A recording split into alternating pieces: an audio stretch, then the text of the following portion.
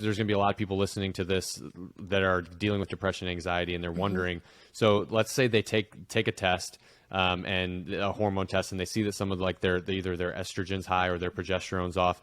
What can they do about it? What's the answer here? Is it taking Talk a to the medicine? doctor. Yeah, right. Yeah, I mean, the good thing is the light at the end of the tunnel is there's a lot of things you can do, but it does depend on the person in front of you, their age, where they're at in life, their history. You know, I would be remiss without like talking about their trauma. You know, there's a lot of stuff that goes into that. But thankfully, when it comes to hormones,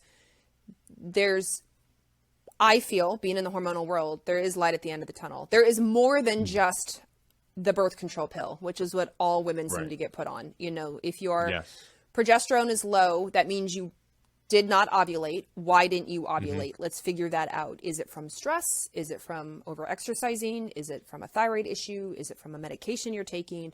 Like there's all these reasons. And I would then address those differently. If it's over-exercise, I had a woman write me and she said, I do spin class twice a day, and I'm trying to get pregnant, and my cycles are all over the board. Do you think twice a day spin class is a problem? And I was like, yeah. As a matter of fact, I do.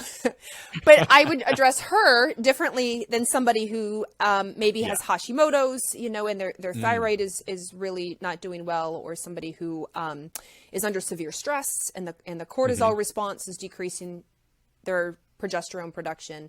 So there's no one size fits all. I swear if I had a one size fits all pill, I would just airdrop it across the world because women need it. But it does really depend on what's going on, you know, what's going on for you. Right. Yeah. Okay. But have hope. Have hope.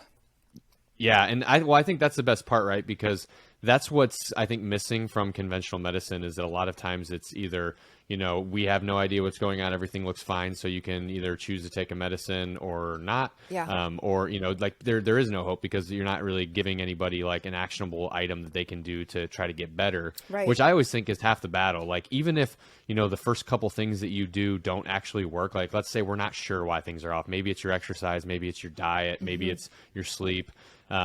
Just improving one of those things, even if it's not the fix, like that sometimes is enough to provide some benefit. Like you give somebody some positive momentum in the right direction. Like I think that, you know, we always give humans a bad reputation of like, oh, we all just want a pill. And there's definitely some truth to that. But I also think there are a lot of people who do want to play a role in improving their own health, right? Like they don't want to just sit back and let conventional medicine, you know, kind of like put them through the ringer. They want to, you know, they want to do something about it. So that's what I love about like naturopathic medicine and everything, is that it's like, here's some actual real things that you can do. That can make you better. It's not just about like waiting for it to get better or worse or taking a medicine.